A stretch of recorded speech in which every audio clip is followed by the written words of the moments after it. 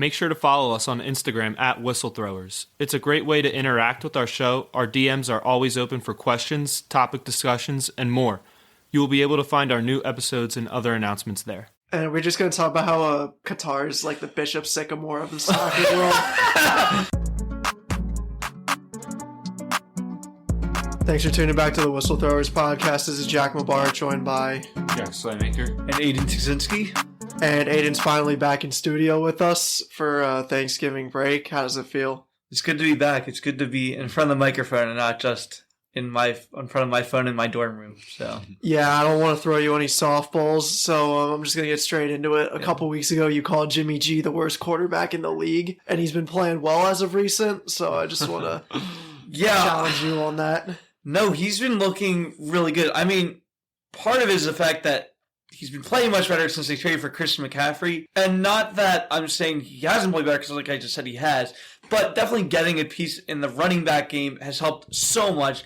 And so many people were saying that trade made no sense. And clearly it's paid off, because now you have a great receiving back out of the backfield. It's just opened up the wide receivers as well. You're relying less on Deebo Samuel out of the backfield and can actually put him as a wide receiver. So it's just opened up the offense so much. Yeah. And so it looked like you were wrong on the worst quarterback. It looks like I was wrong on the worst quarterback. And it looks like I was really wrong on it, because I said this dude was going to have the biggest comeback from year 1 to year 2. And I think it's safe to say that Zach Wilson is the worst quarterback in the league now. I mean, he's definitely down at the bottom. You know, I think that there are a couple worse than him, maybe. Really? I mean, I think that Davis Mills hasn't really looked all that great. I think it would definitely be him and Wilson competing for the bottom. Maybe, I mean, I don't know who else you could throw in there. Russ. Yeah, I was literally going to say. Like, I hate that. Wild? He fell that far down for you? Derek Carr, too. Derek Carr's been horrible. Here's the thing. Russ right now is on pace for 11 touchdowns this season. And that's not... Look, it's not great for any quarterback to throw less than 15 touchdowns the way that the NFL is right now. But for Russ to be under 20... is insane. Yeah. And that's the biggest reason why I say he's dropped so low. It's not because he's having an awful season, which he is, but it's because when you compare him to his other seasons, he's looked absolutely atrocious. Yeah, and like you said, under 20 right now is pretty shocking for him, pretty jarring. Under 15, your mouth starts to drop. Under 10. Yeah. I mean, you're ripping your hair out at that point. I mean, wow, he's had a terrible season. But yeah, back to the other Wilson. It looks terrible, and then his comments post-game didn't help him at all. And, yeah. I mean, if you want to win a locker room over, which should be your first step as a quarterback, honestly, like when you go to a new team, whether that's getting drafted, getting traded, signing a free agent deal, if you're handed the keys to the team, your first step should be win the locker room over. And he had a chance there, because I don't know if he's had too many opportunities because they've been so bad and the roster has changed so much. But now that they have a great defense and they're kind of building the pieces on the offense, he had a chance there to win the locker room over, take some accountability, and really get to work. But he deflected the blame, and that's like a huge flaw in the quarterback, and the Jets are going to remember that in the offseason. Yeah, that was like the thing for me. I remember like hearing about his 17 second half yards, and I was thinking this is going to be his last year with a starting job. And then I saw what he said post-game, and they're like, oh, this could be his last week with a starting job. Yeah. So he's really like shooting himself in the foot. Yeah. And did you see what Garrett Wilson was saying after the game? I did not know. He apparently like went into the locker room and he was like, I'm done with this shit. And like he was just making it known like how frustrated he was. Yeah. And I normally like think if a rookie does that, like they're in the wrong, but I see where he's coming from in this situation. I think that's just like a sentiment that the whole team is feeling. Yeah. And it's really weird to just see like a rookie like lash out and like have the team's back almost instead of the quarterback. I think that they should really consider moving to Flacco as the starter, because I think that he gives you a better chance than Wilson at this point. And like he is an experienced veteran and he won a Super Bowl, and like you can't win a Super Bowl as a quarterback without having the trust of your locker room. So like Flacco's a guy that could kind of plug the hole for this point for the rest of the season, and he gives you a chance. I mean, that defense is going to going to keep you in every game, flat out. Like that defense is incredibly talented, and they work super well together. So, like, I think putting Flacco in gives you a shot, because you can make noise. I mean, we saw the Bengals last year pretty much go from a 2-win team to a team that was literally on the doorstep of a Super Bowl, driving down Aaron Donald. It took an Aaron Donald fourth quarter sack to stop them. So, like, it's possible. I don't think I'll be that surprised if the Jets, like, made a run in the playoffs. They did play well with Flacco in the 1 to 2 weeks that Wilson was injured. So I really do think it makes sense for them all around, but it's going to be interesting to see. Cause... I mean, Mike White even played well for them. So, like, it's like Flacco can do it. Yeah. I think the other thing about the Jets, too, and this is something that I said earlier that I was wrong about, I still thought that they were a year or two away from actually competing. Yeah. And it seems like they're there right now without a complete team, which is insane. The fact that they're 6-4, they're only like a game out of the wild card right now. Yeah. Had they beaten the Patriots, they would have been the 1 seed in the East, which is just insane. So I think the Jets right now, even if you don't make the playoffs this year, even if you have questions at quarterback, you've got to feel so good about the team you have already, and you just have to feel like maybe you're 1 or 2 pieces away from actually competing. And, like, the QB spot is so big, and I think they should definitely look into getting one of these quarterbacks out of the draft, because I feel like it's smarter for them to go younger here, and I don't really think that there's a QB that's going to be... I mean, Lamar Jackson would be the biggest one that's, like, super intriguing. But, like, the price tag is so high. And, like, I feel like for the Jets right now, it's smarter to go younger so that you don't have to pay a super talented quarterback right now. Pay him a bunch of money. And then, 2 years later, you're going to have to pay some of these guys on defense and some of these guys on offense too, like Garrett Wilson. And you really can't because you're locked in on the QB. So I think they should look to deal some draft picks, try and move up in the draft, and see if they can steal one of these QBs coming out. Yeah, there's no chance to get Bryce, but do you see like a guy like Stroud would be really nice, I feel like. He obviously played with Garrett Wilson, which is a huge plus, but CJ Stroud just has all the intangibles, I feel like, for an NFL quarterback, like the size, he has the arm strength. And I mean, as of right now, it's kind of hard to tell in college because the game is so different. But he seems like a really smart player, at least for the college game. There's going to have to be things that he has to tweak and learn about the NFL game that are different from college. But still, I mean, if you're learning the game that you're playing, I feel like that's a positive. So, like, I think that he's a smart player. I think that he would be a good guy moving forward. And it's like the best, this is like, I feel like this is a new saying in the NFL, but the best situation you can be in is an ultra-talented roster with a quarterback on a rookie contract. Yeah, that was... Like you're seeing it with the Eagles right now, because you're able to pay all these guys on defense like Kaiser White and Bradbury, and, you're able to pay A.J. Brown. You're able to give Goddard the extension that he got because Hurts is on a cheap contract right now. Yeah. I also think that one interesting thing, and you mentioned the Eagles too, because I was thinking about this in a different way. The Eagles right now have a pick that they could easily trade. The Saints one that they have, it's right now, the Saints one, so I think it's like a 6th or 7th. It was a 4th last week. Depending on where that pick ends up, I don't see the Eagles using that pick for themselves. I think that they're looking at that as a trade asset. Right. Oh, yeah. And right now the Jets, and again, this pick would have to be top 5 for the Jets to do this if they think they could land a quarterback. But if that pick ends up 5th, 4th, I think the Eagles trade that to the Jets. Yeah. I think that's the one pick the Jets are really looking at right now. I could definitely see that. Yeah, like there's no really need to fill like through the draft for this team, and we've seen like how he's been like looking to like expend like draft picks for like other assets. So looks like we're past the drafting phase. So yeah. I'm happy we didn't use it like to give it back to the Saints for Kamara because that made no sense to me. Yeah, but I completely agree. This is something I can get behind as an Eagles fan. Yeah, no, definitely. Like you said, I feel like if you were going to trade that pick for Kamara, you were going to give up more in that situation. But in the situation that Aidan was talking about, giving it to the Jets or giving it to a team that wants to move up to get a quarterback or even an offensive lineman, honestly, doing that, you can milk that situation and get more out of that draft pick. When you move back, you're not moving back for less. You're going to move back so that they give you their pick and another pick later in the draft, maybe a pick next year. So, yeah, I think it's definitely smarter to take that pick and move it backwards. And I wanted to talk about the OT game, the Denver and Las Vegas game. It was a battle of the two worst teams in that division.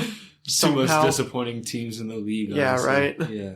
It was a weird game, honestly, especially how it ended with Devontae Adams just standing wide open in the corner of the end zone. I mean, I don't understand how that ever happens. Nope. But, yeah, it was just a weird game, and I feel like Nathaniel Hackett is just kicking himself in the foot over and over again this year, but especially after this game, and, like, I feel like the dominoes are falling for him, and he can kind of feel it. I think that he's under a lot of pressure right now. He kind of choked away that game. The play calling towards the end wasn't that great. And, I mean, Russ doesn't give him that much of a chance, so I don't want to knock him too hard. But also, the play calling is pretty glaring at this point, you know? Yeah. It is, but there's also the whole Melvin Gordon aspect of as well, where if he gets that first down and doesn't fumble it, they probably end up winning this game. Yeah. And they end up missing the field goal after he covers it because he did recover it after the first down line on the third down. He covered it behind the line, so it just was a huge mess. And then what he said afterwards was his career with the Broncos is officially over. Yeah. But the thing I'm interested now in seeing what Hackett does is using Latavius Murray as your one down back, because that's what he's been used as, more of a receiver back, one down. Now he's your three down cowbell back. There's really no one else there with the injuries that they've had. Now they cut Gordon. I'm interested to see what he does. Because he had a pretty good week himself already. Yeah. He's been having a couple really good weeks put together, and that's with splitting carries to Gordon. So now this could have opened up the offense. It's not going to be a lot, because I don't think Denver's really that good of a team. I honestly predicted them to finish last in that division. I predicted them to have somewhere between 5 to 6 wins. So I wasn't on the hype train that everyone else was. But you could now put together a couple decent games, and I think it could totally, at the very least, it will make sure that Nathaniel Hackett has a job going into next season. Yeah, that's kind of why I was saying I don't want to bash Hackett too much, was because his players just didn't really help him this week. But I also, there's a double-edged sword, I feel like. The players didn't play well, and the coaches didn't really put him in great situations. Like, it was just an all-around mess for them. And honestly, I feel like the Raiders were as close to disaster as the Broncos were in that game. I feel like they got bailed out, by the Broncos' more incompetency, if that's even possible. I mean, the Raiders look like a mess too, Yeah. I mean, McDaniels just looks just way in over his head, and it's been like this for every job he's had. And like, I didn't know this, but his first job in Denver, I forget what year it was. I think it was 06? 06 or 07. Yeah. I don't remember the exact year either, but it was bad. Yeah. And like, they started out 6-0, and then it was found out that they were cheating, like recording practices, and then they lost like pretty much every remaining game or something like that, or he was fired after like a certain amount of losses. And like, I didn't even know that, but since the moment he was found of cheating, Josh McDaniels is like 6-27 as a head coach in the NFL. Did he go to the Patriots after? Yes. Yeah. Wow. Yeah, because that's the whole frustrating part about McDaniels' entire career, is that he's always relied on the Patriots as a safety net to keep a job. Yeah. And I mean, clearly so well, he's looked like the Patriots offense has always been good. Now, I don't know how much that is having Tom Brady on your team, because that seems to help a lot for any team that Brady's gone to. But I also think that it just shows that McDaniels has never really had to work that hard to keep a job, because he knows that no matter what happens, he'll just go back to that one team that's always given him a chance. Yeah. I was just making a joke. I had no idea he was on the Patriots. Yeah. Wow. Yeah. He left the Patriots for that Denver job. He got fired from that Denver job. He went back to New England. He got a job somewhere else. The Colts. That was the whole Frank Reich, which is another coach that just got. Yeah. So it's this whole, Josh McDaniels, wherever he goes or doesn't go, always creates these little chain events that don't seem so big, and they seem to all have just accumulated to this week of being big stories. He sort of reminds me of the Urban Meyer of NFL, Urban Meyer college version of NFL. Yeah.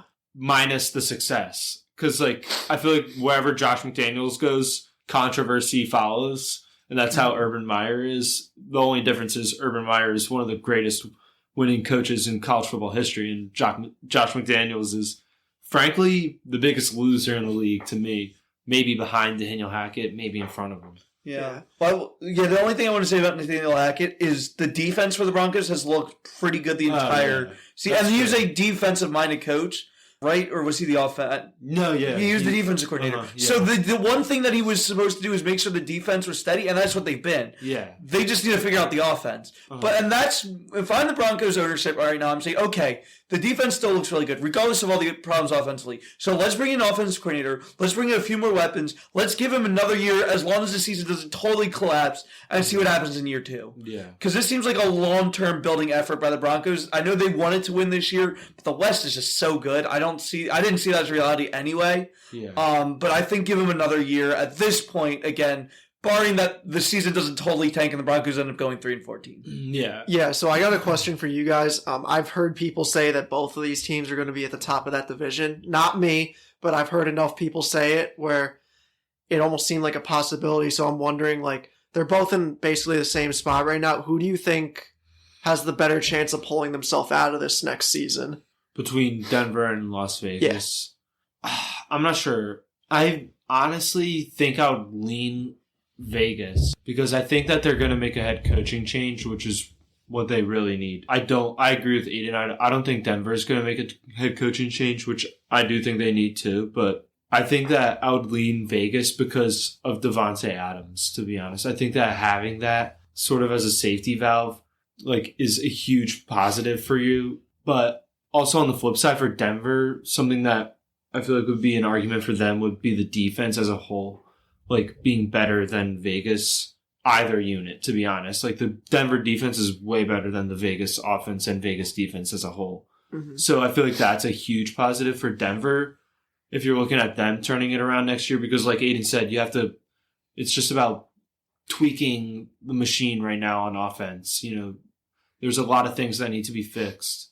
But once you do, that offense combined with that defense would be like a really good team. Yeah, I'm going to lean more towards Denver, and my biggest reason for that is that the ownership group for the Raiders, is centered around Mark Davis, who has consistently made terrible decisions his entire time while coaching or while being the owner of the Raiders, like full-time owner. And I am just concerned that he won't move on from McDaniels, even though he probably should.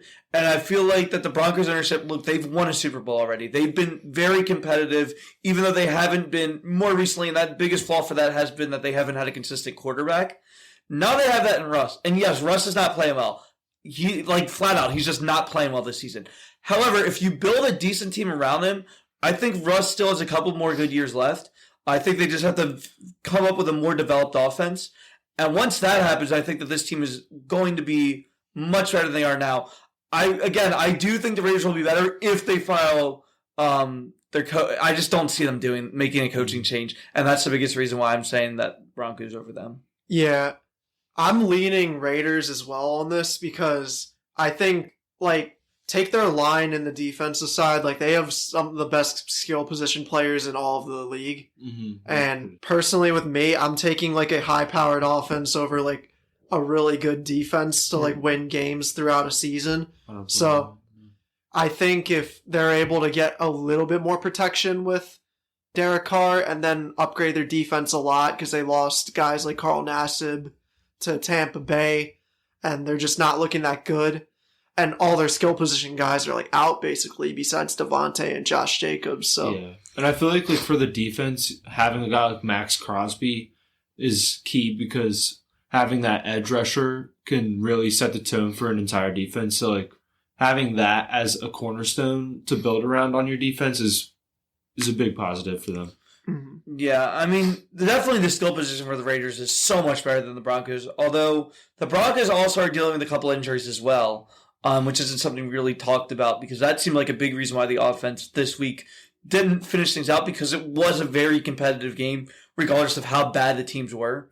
And I think if they have Carlos Sutton in this game, I think if they have a couple other guys, they do end up winning this game. Mm-hmm. So, yeah, it's very unfortunate for both these teams that had such high expectations to be playing like this. Yeah. Speaking of teams with high expectations, I want to talk about the Vikings because floor is yours, Aidan. Man, where do we start with this one? I mean, they were bound to have a slip up, but damn. Look, I was expecting a slip up. I was expecting them to lose by 37 at home to the Cowboys. I do a couple of things for this game.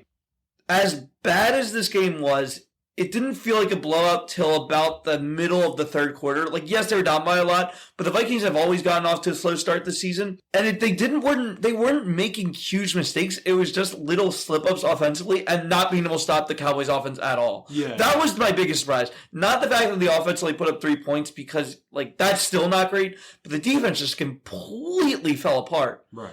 Tony Pollard as a receiving back looked amazing. Like, I think the Cowboys have finally What are you figured looking out. at? I had him too against you. We get it. I think now if you use Pollard as the receiving back and Zeke as your running back, like your actual running back, that opens up the Cowboys offense so much. Mm-hmm. And that's something the Cowboys have been struggling with a lot, was deciding who your running back is between Pollard and Zeke. And it seems like the obvious answer was in front of us all the time. The Cowboys just figured it out. It's just to use both in separate ways. Yeah, Right. I think Ezekiel Elliott's like their tough yard guy and like their guy on first down. But after that, you need to get you got to get a running back to catch a ball. It's Pollard and him for second, third, or even fourth. Actually, no, fourth down Ezekiel Elliott if it's really close and you need to get it. Yeah. But tough yards, Ezekiel Elliott, everything else, Tony Pollard. Yeah. It's pretty crazy that the Cowboys running backs combined for 4 touchdowns. Yeah. Like, that is just mind-blowing to me. And it's not that the Cowboys have bad running backs.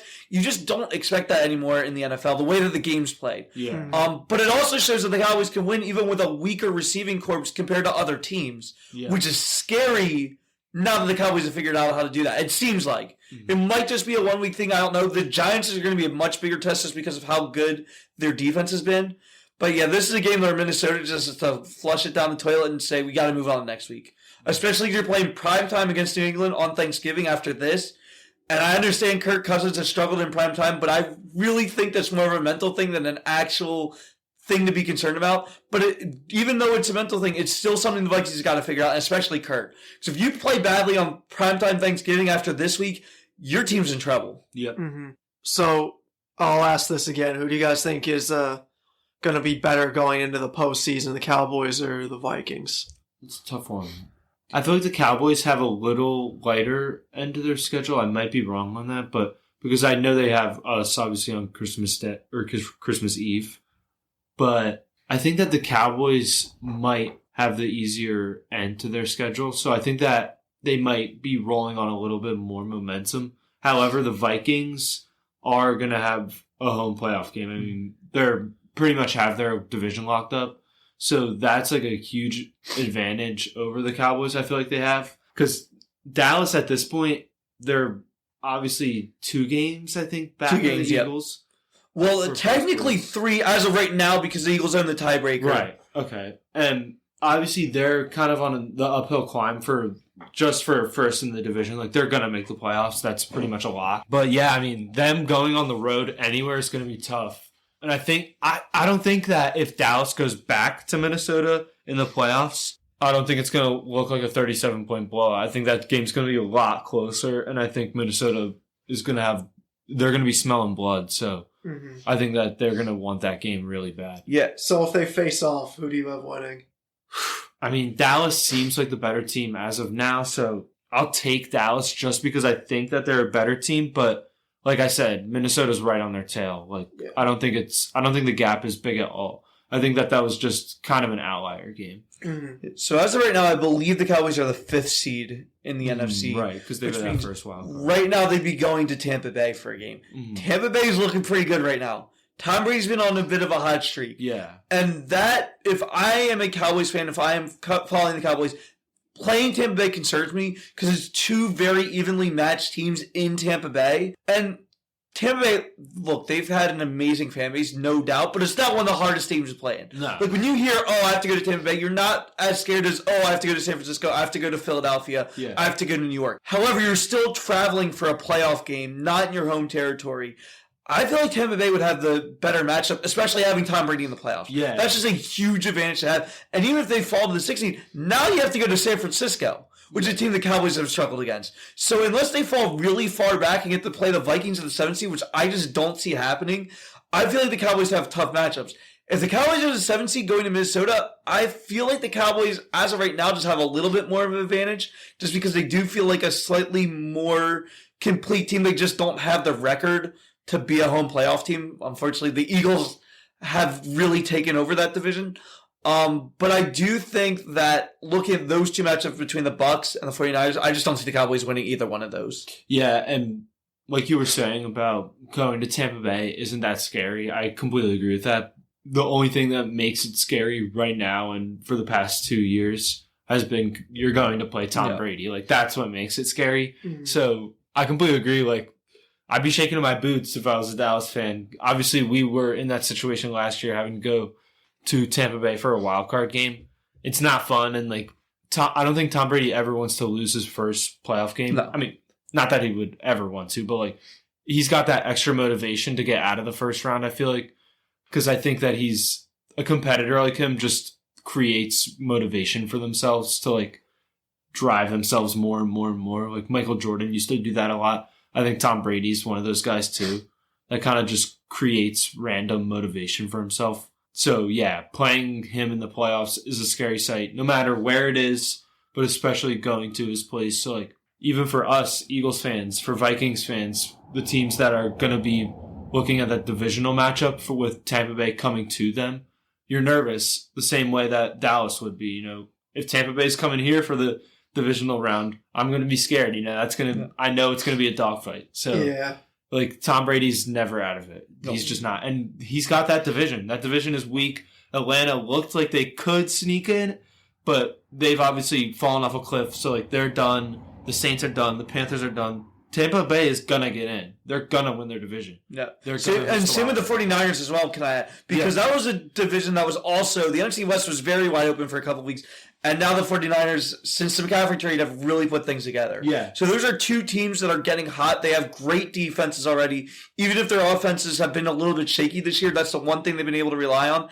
And in the playoffs, defense wins championships. Yeah. So you've got two very competitive teams that are getting hot late in the season. That's a recipe for disaster if you're a wild card team. Quickly, I just want to touch on the Eagles game. I'm going to say it like I'm always like leaning towards like being skeptical on Philly teams, but like I'm kind of scared like going into the postseason if we can't even like get a 3-point lead on the Colts to end the game. Honestly, I'm not, because here's why I came away feeling better about the team from the game on Sunday. You know, I don't think they looked great. The defense was spectacular after the first drive. They did really well. They were kind of put into some bad situations too, and they did a really nice job. Like, Eagles' first drive, I'm pretty sure it was the first play from scrimmage in the second half was a fumble. I could be wrong, but I know it's the first drive. I know it was the first set of downs. Mm-hmm. So they were put into some funky situations, and they still fought their way through and only allowed, 9 points after the opening drive touchdown. So I thought that they did really well, and that's a huge positive to take away from that game. And then offensively, like, we have a lot of things to figure out right now. Obviously, we need to get healthy. Like, we need Goddard back. We're going to need him for the playoffs, just bottom line. If he's not with us in the playoffs, you're really at a disadvantage. And honestly, you're looking at being bounced in the first round. How many weeks is he expected to miss? Well, he's supposed to be back like mid-December, so like we're going to get him back before the playoffs. But yeah, as of now, though, I feel like when your defense keeps you in the game, I trust Hurts. Like, that last drive, you know, and any drive where we are within striking distance, I'm confident that Hurts will score points for us. He played awesome that game, you know, like he didn't fill up the stat sheet or anything, but just everything that you watch from him is insane. And he threw a lot of great balls. Like, I'm remembering one in the first half on our field goal drive when he just placed it right in the bucket to Brown. And it was right on the back shoulder. And I think the defender made a good play, but he may have caught it. I forget. But it was like right there. It was just an awesome throw. And like, he's making so many strides as a passer. He's not losing any of the running ability. Like the 4th and 2 that he converted late on the go-ahead touchdown drive coming out of the 2-minute warning. Just, I mean, that's a play that only he can make in this league. Like, even Lamar would struggle to make that play just because Hurts had to fight through a tackle, and he's just got that body. He's got that size for that. He's got the running ability. I mean, I trust Hurts with my life. So that's why I come out of that game feeling better. I would say my biggest takeaway from this, first of all, going into this game, I didn't think the Colts were that bad of a team. Like, they've already beaten the Chiefs, who are the best team in the AFC by far at this point. Now that the Bills have sort of struggled a bit more. This was going to be a tough game. It was going to be a game where it came down to a couple of plays. And I know Eagles fans feel like we should blow out of teams like this, but at this point in the season, regardless of record, teams are going to start to toughen up. You now figure out who's on your team, who you can rely on. The Colts are going to rely on Jonathan Taylor most of the way through. Matt Ryan has sort of fallen off a bit as a franchise quarterback. I mean, he's clearly not the guy he was when he was playing with the Falcons. He's still decent, though. He's still decent, exactly. And, like, when you have a decent quarterback with a great running back... You're dangerous offensively. Yeah, you are very dangerous offensively. Yeah. So, my biggest takeaway, like you said, Jack, we shut down the Colts offense after that first series where we kind of allowed Taylor to do whatever he wanted. Yeah. Which was a concern for me because we hadn't played well against running backs. In a couple of games this season, especially against Washington, which is a game we lost. So I feel like that was a big positive. The other big positive was the fact that we bounced back from that Washington loss. Yeah. Yes, it was an ugly win, but there's a lot of teams that could have gone after that Washington game and said, okay, our season, like now that our season's done because we're 8-0, but sort of like let your foot off the gas now that you have a loss. You'd be like, okay, like let's take it a bit easy, a couple games, wait for guys to get healthy. The Eagles didn't do that. No. They played badly for 3 quarters and then said, okay, we got to toughen up and win this game. Yeah, right. Which is what they did. And that's huge, especially now that Dallas won their game, because now they're 7-3, Eagles are 9-1. Had the Eagles lost that game, they would have been only up a game with a tiebreaker, with a second game coming up against the Cowboys. So that was a huge win for the Eagles. Yeah, you want as much of a cushion going into that Christmas Eve game as you can get. And like the Eagles have a chance here. You know, we have Green Bay coming up this Sunday night. We have Tennessee after them. And then it's New York, I'm pretty sure. And then Chicago, Dallas. Yes. So you have a chance, you know, if you're looking at these next 4 games, Green Bay, Tennessee, New York, Chicago. 3-1 is a great possibility because I know that Giants game is going to be a dogfight. All of them are going to be like. Here's the thing, and same with Tennessee. That's going to be a dogfight. Even the Bears, because of the way Justin Fields has been running. Yeah. As long as Fields is healthy, because if he's not, then the Bears are completely. And it's on the road. Yeah, it's on the road. It's going to be cold. It's always windy in Chicago. It's going to be more windy in the winter. It's not going to be a fun game to be playing in. No. And it's going to be tough. And the Bears are a physical offensive team. Yeah, and like you said, like every single NFL team, regardless of record, toughens up. Yep. And they're really going to play you tough, like no matter what. Yeah, you know? Especially because right now, yes, the Bears have been struggling. They're 3-8, I believe. But you put a decent run together. Not that I think they'll make the playoffs, but they want to show fans, hey, guess what? Be ready for next season. Because we're going to add a few more pieces. We're going to be ready to go. All those other teams that you mentioned, the Cowboys, the Titans, the Giants, even the Packers, have great running games. Yeah. The Eagles' run defense has looked a lot worse than it did at the beginning of the season. Yeah. It's still not awful, but it's definitely not where it was. Yeah, granted, it looked really good this weekend. It did look really good, and that's Taylor, a huge plus. Yeah. But they've got to look good consistently, because when you're up against those teams in January, they all have great running backs. Yeah. I want to feel very confident we can shut down the run and force these quarterbacks to pass against us. Because I feel like our pass defense hasn't really let up that much. Yes, it's become a lot softer in some games, which I still question a lot. Yeah. But I'd still feel comfortable in Slay, Bradbury, all of those guys to make plays when we need them to. Yeah. Can the run defense do that as well? Yeah. And that's what I need to feel like. Again, this week was a good test. It proved that we can do it against a good running back. But can we do it for 5 straight games? That's what I want to see. Yeah. So to piggyback off of what you're saying with this run defense, I want to see the Eagles counter this week. I want to see them start out every drive with Linval and Ndamukong Suh at the tackles. Because honestly, right now, I don't think you're getting anything out of Cox and Hargrave, especially run defensively wise. I think Cox and Hargrave should be really specifically used for long distance situations, obvious passing situations. Because right now they're such a liability in the run defense that you just can't really put them on the field, like because they're that much of a liability.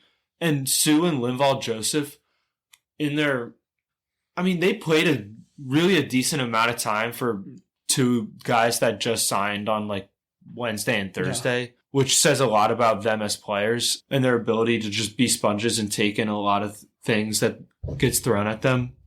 They looked pretty good in passing situations too. Like I thought they combined on that one sack on Matt Ryan. Like they both were getting pressure in there. And that's like, you just haven't seen that consistently really from Hargrave and Cox, especially Cox. I mean, Hargrave has been a little bit better, but especially Cox. And just Linval and Sue were so much different on run defense. Like, they really stuffed the line of scrimmage a lot of times, and it just helps your linebackers to get through the gaps that much better when you have two guys who eat up that much space and aren't getting like shoved around. Like, I mean, Cox just gets bitched around. I'm sorry, he just does, you know. It's his age. And it's unfortunate because age. The Eagles don't seem to want to admit, the fans especially don't. But when you get older like that, you have to start figuring out which situation to put him in. I think long passing third down situation, Jack, like you brought up, is a great time to put Cox in.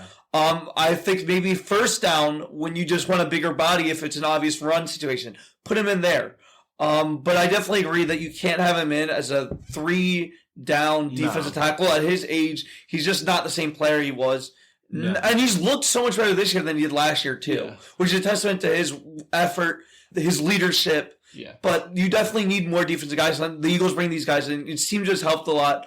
I'm interested to see what happens the rest of the season. Sue and Joseph looked way younger than Cox, to be honest. Yeah. And Cox is younger than both of them, but Sue and Joseph looked like they were playing way younger. So I say leave them on the field. They looked really good. They have the hot hand right now. Yeah. So I say leave them on the field. I think that D-line would be scary with those two starting. So I just wanted to bring it up really quickly. You guys mentioned the Bills. It kind of like slipped, like not completely, but they just like they're showing some signs of weakness. Are you scared for them as a team moving forward into the playoffs, especially with the narrative that like the Chiefs always have the upper hand on them and they're just similar to how I felt about the Eagles last week? I feel like it's better for Buffalo to be making these mistakes now than in December. Obviously, you need to start cleaning them up now, which they looked like they did this weekend against Cleveland. They pretty much controlled the majority of that game. Cleveland didn't really have a shot. They didn't really get close. So I honestly wouldn't be scared as a Buffalo fan. I think that there's some minor things that need to be tweaked. But for the most part, I think Buffalo's on the right track. And I think that they're coming into a collision course with Kansas City at some point in the playoffs. I'm not sure if it's going to be in the divisional again, or I hope it's in the AFC Championship, obviously. I think that Buffalo has a shot against Kansas City. Kansas City hasn't slowed down at all. They haven't come down any notches from past years. They're still right where they were. Buffalo just needs to meet up with them this year. And I think that Buffalo, it's the motivational factor, I think, that might push Buffalo over this year. Yeah, here's what concerns me about this game. Yes, they won. Yes, they dominated. The reason they won is because Tyler Bass hit 6 field goals. Yeah. The Bills only scored 2 touchdowns, and I get it. It's like you can win playing that way. You can win that way playing against the Browns. Can't win that way playing against the Chiefs. No. If you have 6 opportunities where you are on the other team's side to get touchdowns, you need to score at least 4. Yeah, right, yeah. And that's what worries me because what the Bills could have done is absolutely blown out this game. Could have easily put up 50. Yeah. And not that that's going to happen in an NFL game. It's just like that's just the reality of it, that even a team like the Browns that's not playing well will play tough. If you are going to struggle in the red zone, you're not going to win games. If you're going to struggle in the other team's field, you're just not going to win. So that's what worries me. The other thing that worries me is that Josh Allen only passed for 197 yards. And that's not awful considering that the Bills ran for they run for like 170 yards themselves, which I think that was just the game plan is they figured that's how they could beat the Browns is just running once you football. went up that much, it was like you weren't taking it. Exactly, but it still concerns me that it seems like they're not relying on Allen as much as they were at the beginning of the year, which makes me question Allen's health, is the fact that teams are maybe catching up to what he's doing. And both of those questions, to me, are legitimate concerns. Because it seems that Allen's definitely not playing up to the level that he was at the beginning of the season. And Mahomes is getting better as the year goes on. Yeah. And that's a huge concern for Buffalo fans as we get closer to later in the season. Yeah, I think we covered all the main points on the NFL. I want to transition to the NBA. We currently have the Sixers-Nets game on right now. It just ended. As Slay was talking about the Chiefs and the Bills, I was just focused on like who Ben was like high-fiving after the game. And like who he was going up to, and I saw him go up to Tobias, Tyrese, Paul Reed, and Doc Rivers. So I don't know. I just find that stuff interesting. He had a pretty decent game. It was probably his second best game all season. Right, yeah. And he had 11 points, 11 assists, and 7 rebounds. Okay. Yeah, So he actually played well. I'm happy he's starting to play well, but I want us to destroy him every time. But we got the win, so it's good moving forward. I will say this is another weird observation. But I noticed Embiid was not on the bench, and it kind of bothers me a little bit just seeing Tyrese and Harden. Yeah, but this is like a big game. Like, scratch the whole Ben thing. Like, this is a division rival. Like, you kind of expect your leader to just like be present. You know, like. But that is, I mean, it is normal of Embiid. He doesn't normally show up. He does sometimes, but usually he doesn't show up when he isn't playing. I know. I kind of take issue with that, though. Like, I really want him to. Like, I wonder what he's doing, though. Like, if he's working out, I'm fine with it. But, like. Yeah. You gotta support your guys, though. You do. I think that it might also be. He's always in the locker room. Yeah, here's the other thing about injuries like this. It can be frustrating to watch the game when you feel like you should be playing. Yeah. And you feel like you're getting held out. And it's sort of like. You could also be hurting your team if you're out on the bench because you might feel like that you need to be that leader. Yeah. And guys might be mad that you're trying to be a leader while you're still hurt on the bench. Yeah. And like you could argue like, what are you doing here? Like if you're playing, I would listen to you, but you're not. So I think that it might just be better for Embiid mentally to just not be on the court. Which again, it's frustrating from the Sixers because you want that guy there. But I think also you just have to let Embiid be Embiid because he's not going. Once he comes back, you know he'll be fine. My biggest takeaway from this game is DeAnthony Melton has been on fire coming in for James Harden. 22 points tonight, 4 rebounds, 4 assists.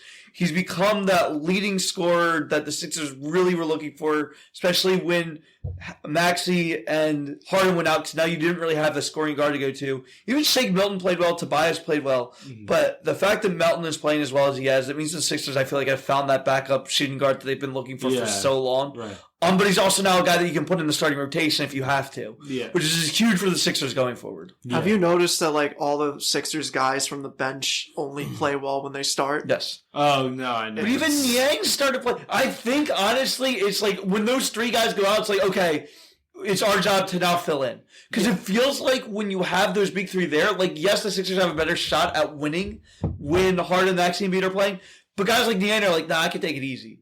And when they actually are forced to fill in, it feels like their mentality just changes towards like, okay, now I'm playing a lot of minutes, better score. Which is just ridiculous to me because you should always be in that mentality. And maybe it's just Doc Rivers not firing them up. I don't know. But something's got to get figured out because it just feels so inconsistent. Yeah, I did. I don't know if you guys saw this, but on the Sixers Instagram, it was the locker room immediately after Embiid had his almost 60-point quad dub. Doc was giving a speech, and I know I'm really biased. I don't like Doc Rivers, but it just looked like those guys weren't really listening to him. Like, I just can't really see Doc like having the locker room really. Like, I kind of agree. I feel like I feel like his personality is kind of weird. Yeah, he wasn't enthusiastic, and like this is one of the best games, Embiid's best game ever. And like, remember the comments last year about Paul Reed when he was like playing well towards the end of the year, and he just says like,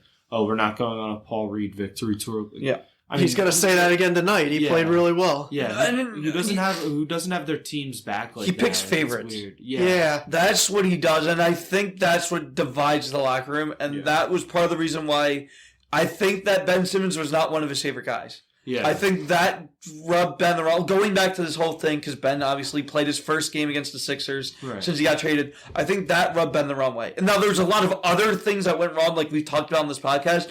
But Doc picking favorites, as much as we might not worry about how it affected Ben, it could affect the locker room going forward. It seems like it has already. Right. And that's why the Sixers, one of the reasons why the Sixers haven't been successful. When you look at other teams like Milwaukee doesn't seem divided at all. No matter what happens, they're always together. Yeah. The one thing that Steve Kerr has done consistently while he coaches the Golden State Warriors is kept the team together. There's a lot of big personalities there, especially when you had Durant and Danny Green, or no, not Danny Green, Draymond Green, yes. Yeah. When you had Draymond and Durant and Curry and Clay all on the same team, those are a lot of big personalities. Yeah. And I think that Kerr, having dealt with Michael Jordan, Scottie Pippen, and Rodman, he understood how Phil Jackson dealt with those big personalities. Yeah, and he knows how to do it.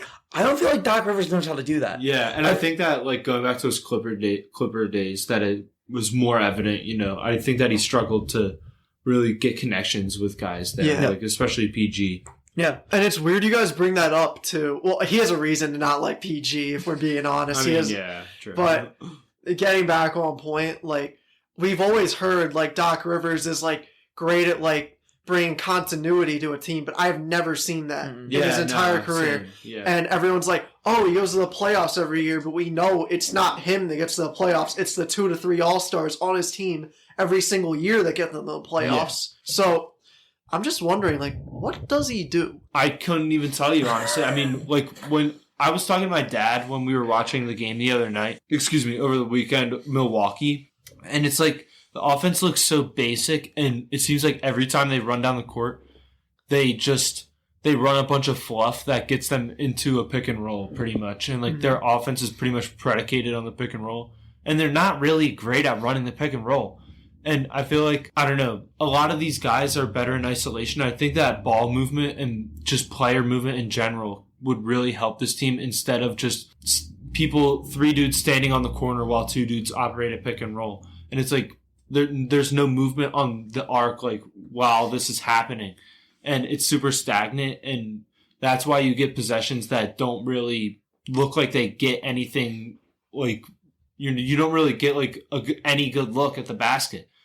So I feel like something has to change, structurally within the offense.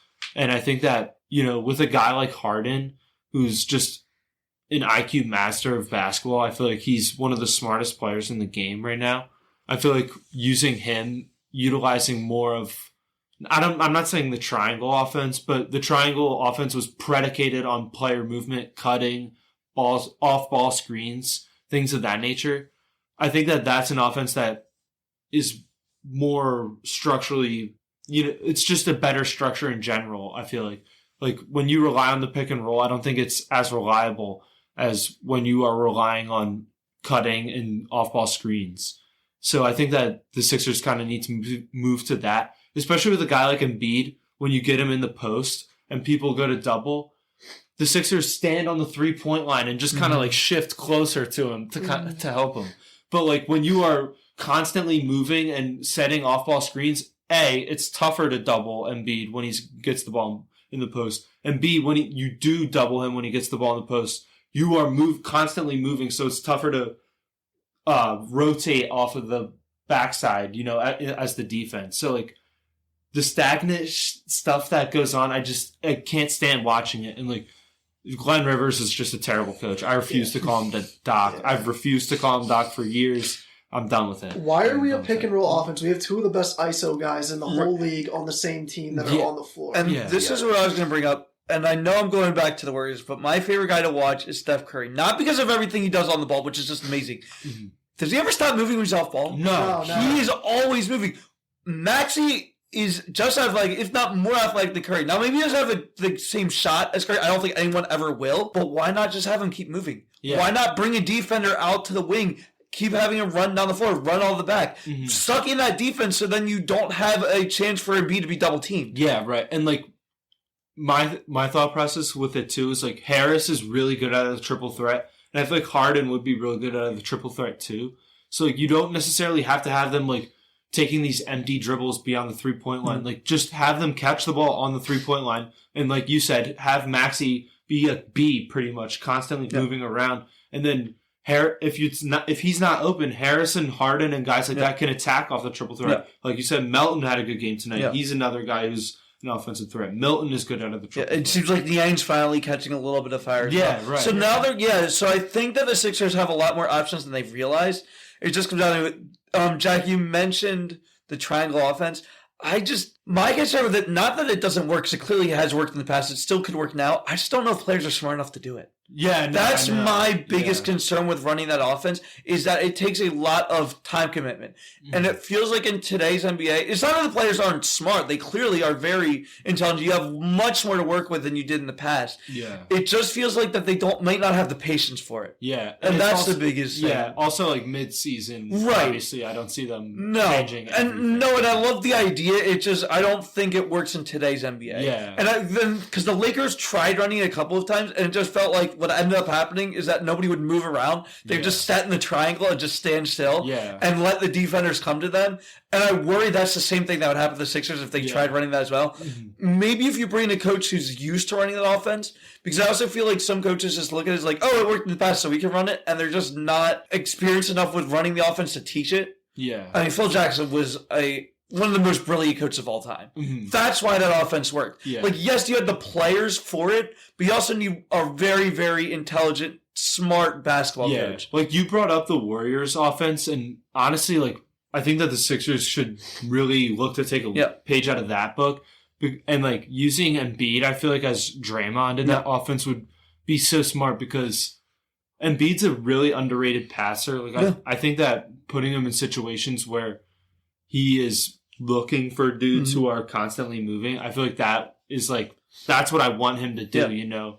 And it slows the game down for him. It gives him more opportunities. It slows down, and it also, in the regular season, will save his health. And he's a good screen setter. Yeah, he is. You know? No, and that's, and I totally agree. If you set off-ball screens, it will open up the offense. Yeah. If you put him down low and look at the pass, it opens up the offense. Yeah. And, like I just mentioned, it will save him from just trying to crash the boards, which he always seems to get injured doing. Right, yeah. And, like, I love Embiid, and I love watching him play. Yeah. And I love watching him in isolation. But at the same time, like, I don't think it's that reliable. I don't think it works as often as we might want it to, you know? Especially when you get in the playoffs. That's what I was going to say. Playoffs, the defense becomes so much tighter. You're not playing teams that are a weak defense. They, like, when you play the Heat, when you play the Bucks, they know how to play defense. Yeah. You're not just going to be able to dribble past guys and score easy layups. Right, and, like, Embiid, when he dribbles a lot, it's like, that's when he tends to turn the ball over a lot. So, like, I feel like limiting his dribbles to only utilizing them to attack or, like, set up kind of like a dribble handoff screen. Yeah. If you limit Embiid's dribbles to that,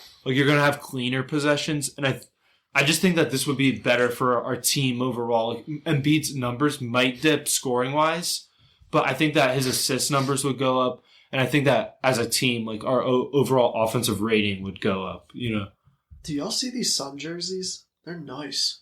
Oh, the blue ones? Those are cool. I don't really like them. No? No. I don't. It reminds me a lot. You know what it reminds me of? It reminds me of, there was a baseball team that's a blue one. The Marlins ones are kind of similar to that. Yeah. I don't know. I like them. They're an interesting choice. They're, like, so different from their color scheme, though, so I respect it. Yeah, no, it's interesting the way that jerseys have gone now, where some teams are going back to more of their old school ones. Yeah. Where other teams are just going with new colors overall. Yeah. I think it's just what the fans really want. Yeah. The fans want something new, and the NBA... Baseball started to do it. The NFL started to do it a little bit, bringing back the old jerseys. But basketball was really the trailblazer of, we're going to give the fans what they want when it comes to the jerseys. Yeah, right. Which has been huge for the growth of the league. Yeah, I just think the teams have really fumbled this year's statement in city jerseys. And like the Warriors? Yeah, like I just think that a lot of teams overdid it. But, like, I think that, you're definitely right about the NBA. Like, they have each team has so many different jerseys. And, like, you're right. The fans love it. And, like, they love rating the jerseys and stuff like that. Like, that's such an underrated thing of the NBA. I just think this year the jerseys were not that good. I think some teams did really well. Yeah. Do you guys want to grade them, like, all 30 next episode? Yeah, I'm totally down to do that. Yeah, because I thought some teams did really well, but I think the majority of teams fumbled this year. That's just my opinion. But I also think it shows innovation. Like, you have to be willing to take the risk of not having great jerseys to figure out which ones work. Yeah, right. And at least the NBA could say, hey, guess what? We're making an effort. Yeah. So many, like, that's what bothered me up with the NFL for years is I understand with the whole helmet situation, but still the fact that they're like, no, we're not going to do this for 10 years is bring back the old uniforms. It made no sense. Yeah. The Bengals, as much as the Bengals white uniforms create controversy, guess what? It brought in ratings when the Bengals used them on Monday Night Football. Right, yeah. The Eagles black helmets are going to be released for the first time Sunday night. You don't think Eagles fans are excited about that? Yeah. The Steelers and the Steelers also had those newer uniforms that they played against the Bengals. Yeah. That gets people to watch games that they might not be entirely interested in. Yeah. And that's a huge part of sports is trying to get people interested even when games don't have the best storylines. Yeah. And jerseys are a big part of that. Oh, 100%. And that's, like, in sports everywhere, too. Like, when you listen to like European and just foreign fans in general in soccer, like they love the jerseys. I forget what they call it, like kits. Yes, right? yes. Yeah. Like, they are obsessed with that, and like that's exactly how we are too in America. Like when your team, there's no better feeling than watching your team come out and just an absolute beautiful jersey combination. And I think a lot of teams do really well. Like when the Phillies come out in the baby blues, I love it. Yeah. And even the Eagles, I love the white on greens on the road. That's like my favorite. And I think, like you were saying, a lot of teams in the NBA have been doing that this year with pretty much accommodating to their fans, like catering to their fans with the jerseys. Because that's pretty much what the jerseys are. Like, obviously, the players wear them and stuff, but I feel like the uniforms are more for the fans. Yeah, it like, brings them more money. Right. Yeah. They're the ones who buy the jerseys and stuff like that. And, like, the players will play in whatever. Oh, yeah. Like, they'll just play in the uniform no matter what's on it. It could be SpongeBob, whatever. Yeah. Like, they don't care. So, like, I feel like that's why I think the jerseys are more for the fans. Yeah. And I also really like... Look, the City Edition uniforms are definitely controversial. Some of them haven't been great. I'll give you that. Mm-hmm. I like the fact that teams are starting to go back with their old school jerseys. Right. Yeah. Like the Rockets. The Rockets, Yeah. Memphis, they're starting to go back to and that's really cool because that was a part of the NBA 30 years ago, which is when the NBA started to really pique interest. Yeah. And I feel like that's a part of history that's almost sort of been forgotten about, is how cool some of these jerseys were. Yeah. And now they're starting to bring them back. And even like the Lakers wearing their Minneapolis one. Like that, people forget that the Lakers were called that because they were from Minnesota. So I think that it's really cool for fans to learn the history through these jerseys. Yeah. We might have to do like just a straight jersey episode where we just rank jerseys, like historic jerseys, current jerseys, like throughout every league. Or something. That would be so hard. And also, like you're talking about, like the relatableness of the jerseys. I think it could tie like the older generation into the because like really there's not much from like the older generation to like about the newer generation, since I think they've seen the peak like basketball being played. Yeah, at least in their eyes. Yeah. Yeah. So them seeing their old jerseys is like really cool, and it'd be like, oh, I remember that. Yeah, right. Yeah, like kind of what you were saying, like with the Rockets, they have that old design, but it has a modern font on the front. Mm-hmm. So yeah, like an older Rockets fan might look at that and just love that. Yeah, and that's might be why he watches the game, and then he watches the game, he falls in love with Jalen Green. Because honestly, like I understand the older generation like thinks the game is soft and all that, but like at the same time, when you watch your favorite team, it's tough not to fall in love with some of these guys that play. You know, like honestly, watching the Sixers, I love watching D'Anthony Melton play. Like not because he does anything that special or spectacular, but just because of how hard he plays. Yeah. And like it's a lot of unsung heroes that get washed over because like some superstars are really soft. Yeah. But like there is still like a toughness and tenacity in the NBA that exists. Like I like look at Patrick Beverley. He's playing right now for the Lakers. Like he's at the forefront for guys like that. I think it also depends. Certain guys have to play in a city that really respects that. Milwaukee really respects that. Philadelphia really respects that. New York, mostly, I would say the Knicks over the Nets, just because the Nets have really branded themselves as this flashy all-star based team. Where the Knicks have always been a very gutsy. They're physical. They've always been physical, regardless of their wins or losses. They've always been a very physical team. Boston is also like a lot of these Northeast cities love the gritty guy, the blue collar worker that reminds the fans of them. And I think that there's certain my best example. And I know we've been talking about the Sixers a lot, but this is just one of my favorite players through the process there was TJ McConnell. Yeah, right. Because and Pacers fans love him as well. Yeah. Again, Jack, not because he does anything flashy, but because he is always working. He's never going to make an all-star appearance. He might have made, I don't think he ever made one. No. But he's always that consistent worker, that point guard that will do what's asked of him to do and maybe a little bit more defensively. Yeah. Jose Alvarado reminds me of that. Just a guy that he's become so iconic because of the steals that he gets. Yeah. And just the fact that he is that hardworking on defense, which you don't see in the NBA anymore. So there's certain guys where I think if Jose Alvarado went to Boston or Milwaukee or any other city, or Chicago, the fans would love him. Not that he's not loved in New Orleans, but it just doesn't feel the same way. You know what I mean? Yeah. There's just a certain vibe that comes from a hardworking player playing in a sports-centered city. Yeah. And again, not that New Orleans is, it's just not the same as some of these other cities. Yeah, right. Yeah. No, flat out, it isn't the same. I think briefly before I go, I just want to touch on soccer. So there's been a couple real big upsets like in the first couple days. Yeah. Like this is recorded on Tuesday, and earlier today Argentina lost to Saudi Arabia of all countries. Messi, of course, had the penalty early, and then Saudi Arabia had the 2 goals to put them ahead. And they were seen as the worst team in their group stage, and they upset one of the favorites to like win the whole damn thing. So this pool, I forget, I want to say it's Pool C that this one is. It's wide open now. Yeah. Because Poland, I am so mad about this game. Poland had a chance to win. Easy chance. Lewandowski never missed a penalty kick in his entire career. And what does he do in the World Cup? He misses a penalty kick in his block. He has never scored a goal in the World Cup. The best player in Europe this year can't score in the World Cup in the biggest stage. And now you've opened up for Saudi Arabia to easily, maybe not easily, but all you have to do now if you're Saudi Arabia is win one more game and you're pretty much in. Yeah. That is just, and I think Argentina's going to bounce back from this as well. Yeah, I think so too. And this, it just is so frustrating to see Poland come this close, where literally if you win this game, you're pretty much advance easily. And you mess it up because of something like that. Now, there was a lot of other things that happened in this game as well. Yeah. But that was just the easy chance for you to score. Yeah. And you just don't. And so this pool, again, I believe it's Pool C, is going to be a very interesting one to watch. Pool B with the United States, well, that is now... The United States needed to win that game. Yeah, I don't know if you guys watched it or not. I watched it a little bit. Yeah, that was a game that they clearly had in the palm of their hand. In the first half, they did not. They came out flat in the second half.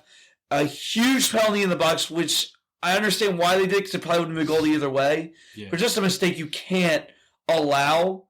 And the tie to Wales, especially the way England played against Iran in the first game. Yeah, England looks dominate. Yeah, like you just said, dominate. That's what they're going to dominate throughout this World Cup. They're one of the teams that is going to be favored to win the World Cup this year. Right. Yeah. And it's going to be hard for the United States to beat them. It's going to be really hard for Wales to beat them as well. I think that England finished 3-0, so that means that you now have to fight with Wales, which I think both teams lose to England. Both teams beat Iran, which means it's come down to point differential. Right. Yeah. Mm-hmm. So the United States is going to have to play very close to England, beat Iran, and hope that the Wales gets crushed by England, barring that the United States actually makes a competitive game with England, which I just don't see happening. Yeah. I don't see that happening. So it seems like that the United States, it's still the first round. There's still a lot of games left, but it just feels like that the United States not winning that game is going to come back to haunt them. Yeah, I agree. And it's like you said, England, I feel like, is going to dominate that group. And, you had the game, and winning that over Wales would have been a huge advantage for the USA. Would have been given them a huge cushion for that. No. Because, like you said, now you're just hoping that England can destroy Wales, where before you were kind of if we keep it close, we're going to win. You know? Yeah. And, especially if you drew with England after beating Wales, that would have been amazing. So because then you just wanted to beat Iran and you would have been 2-0. I mean, look, I don't think they're drawing England either way. I think that is a overhyped. It's a stretch, and it's also the U.S. media trying to be biased. I 100%. get that you want to do that. Just want to hype them up. You've got to be realistic. England is... I think that a lot of United States fans, because of the way the media has been talking, now believe they have a legitimate shot of beating England. It's just not going to happen. It's not happening. Especially, look, I understand that Iran's goalie got a concussion. That was a big... After he got hurt and was taken out, that's when the scoring really opened up. But it feels like England was just pushing anyway. The score would have been something like 5-2, maybe 4-1. Yeah, I was going to say 4-1. It still would have been a blowout regardless of the goalie gotten hurt. But now it just, you see that if a player goes out like that, that's so important to your team, what England can do to you. And the United States have a lot of guys now with yellow cards. Yeah. That's something that hasn't really been talked about this tournament. There's a lot of cards that are being drawn. And those cards carry over match to match. Mm-hmm. So that worries me that if the United States get a few more cards, what happens when they play England, that could be turned into a bloodbath really early on. Yeah. Right. Yeah, they gotta like play the goal game now and just like stay like perfect the margin and just make sure it's better than Wales, and that's not a good spot to be in. No, because now you're relying on other teams. What you always want to do in any sport is rely on yourself to win. Don't rely on other teams. And the United States did not put themselves in a spot where they got to rely on other teams to win or win by certain margins. It's just not a comfortable spot to be in after the first game. When you had it. Like, right. And that is, again, the most frustrating part about this game is that they had it. And as mad as I am about the Poland-Mexico game, it ended 0-0 in a draw. No team had the lead at any point. It just feels like Poland should have.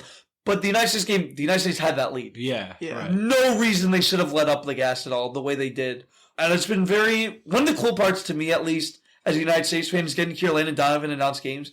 Yeah. I mean, what he did against Algeria in 2010 to score the game-winning goal, when if the United States had drawn, they wouldn't have made it to the next round. Like, that is just a hero that pretty much every United States soccer fan has. Yeah. So to watch him now go into the booth and do a very good job, he has been awesome. He explains the game very well. He doesn't make it too simplistic for non-soccer fans. He knows the audience that he's talking to. And that's just a really important thing that I think will bring in more fans to this World Cup. Yeah. Did you see Clint Dempsey's in the Fox News team? Yes. So that's awesome to see, too, because he's not obviously as good as Landon was, but he was... but he was still a very dominant player in his time. Mm-hmm. And I think that bringing these stars back, it's very...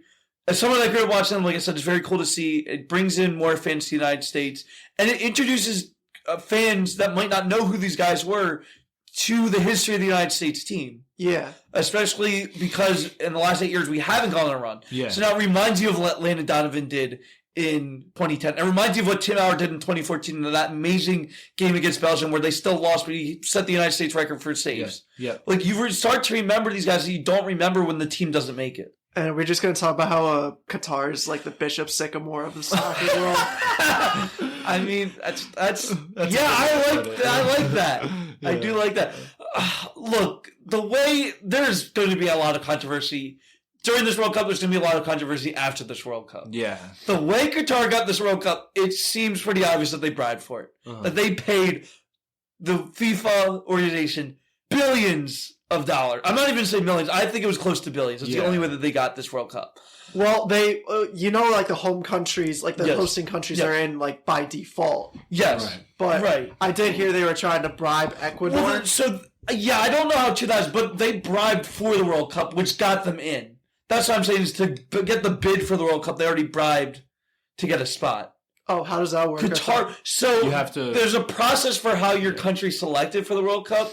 It seems like Qatar skipped over that entire process and just got it anyway, even though it doesn't have the population to host the World Cup. Yeah. They literally built cities to host the World Cup because they didn't have enough venues. The stadium, right? It's the stadiums, but they didn't even have cities. Yeah. They literally built pretty much a city so they could say, oh yeah, we've got more people. Even though the majority of the people are not full-time residents, they brought in all these migrant workers who they're saying are full-time residents so to boost up the population. Like, it is just a complete kerfuffle mess that FIFA set up for themselves. Yeah. And what you're seeing is that Qatar not only should not be hosting the World Cup, they shouldn't be playing against the other team. And going back to what you said, Jack, about the bribery, I don't know how true that is. It is a funny thing to mention, but especially because I think just going off the fact that Qatar bribed their way into the World Cup, so why not bribe for these games? Yeah. But they played poorly against Ecuador, and no offense to Ecuador, but they're not a powerhouse country. They're not. They made them look really good, though. They made them look like they were Argentina. Well, I guess not Argentina. That might be a bad example now. Sorry, Argentina. Maybe they look like England or Germany or like these powerhouse team, and that's not even the hardest team. That they're gonna have to play the Netherlands too. Yeah. Oh yeah. They were a dirty team though. Yeah. They were getting Valencia out. They were like caving in his knees and stuff like that. Yeah. That's like just such a low brand of soccer to play. It is, but also you're now going to have to play a lot of other very competitive teams. Mm-hmm. And Qatar's just not, and they were literally put in probably the easiest pool, I would argue. Yeah. It's Netherlands, Senegal, Ecuador, and them. Mm-hmm. That's a relatively easy pool for the World Cup. And if you don't win any games in the host country, they're already the first team ever to host this tournament and lose your first game. Oh, really? Yes. Yeah. Well, that's so embarrassing. Yeah. And this has been going on for a long time, right? Yeah. This is their first time they've been in Yeah. It's sort of like, I mean, look, there's a lot of teams that have hosted recently that wouldn't have gotten in without hosting World Cup. South Africa was probably the best example. Yeah. Okay. But even South Africa was able to win their first game, their opening game. So to have a country that doesn't even have a history of soccer, it complicates things a lot. And look, people are still going to watch the World Cup regardless of all the problems that are going on. It's something that a lot of fans have had to reckon with. Yeah. I've seen a lot more fans become political, even more so than when the World Cup was hosted in Russia in 2018, and there was a lot of build-up to that one saying fans might boycott. They didn't, and it ended up not being a huge deal for Russia when it probably should have been, seen what has happened with Russia since. It wasn't a big deal in Brazil when Brazil paid a lot of more money than they had. Yeah. Basically, they went bankrupt in a lot of areas. They built stadiums that they didn't have the money for. Even since that hasn't really been talked about, this is the first time that I can remember where the political drama has gone into the tournament and stayed consistently, even after the first whistle was blown. Yeah, right.